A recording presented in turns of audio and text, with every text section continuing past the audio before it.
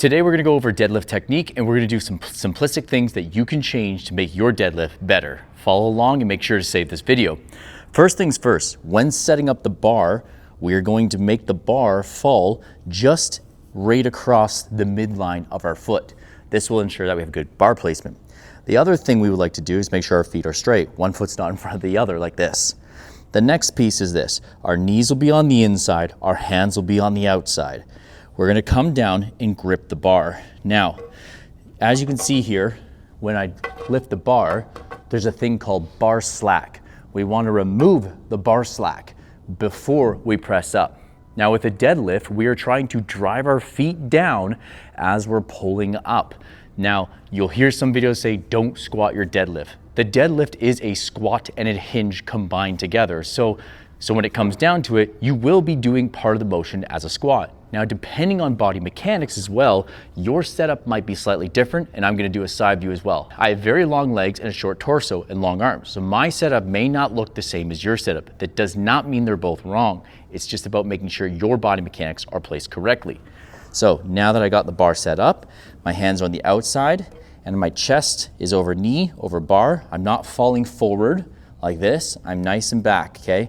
Now, if I go too far back, my shins will get in the way. So as I come here, I'm gonna pull the bar up off the ground, pushing down through my feet, coming up, and then hinging at the very top. Now, this is where a lot of people do this thrust forward, and that can cause a lot of that low back pain as well.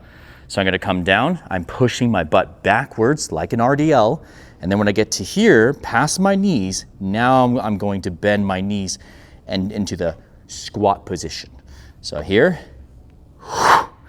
and I'm tucking my pelvis bone underneath and squeezing my glutes and my hamstrings, my quads, pulling back on my shoulders, bracing everything, pulling the bar into my legs.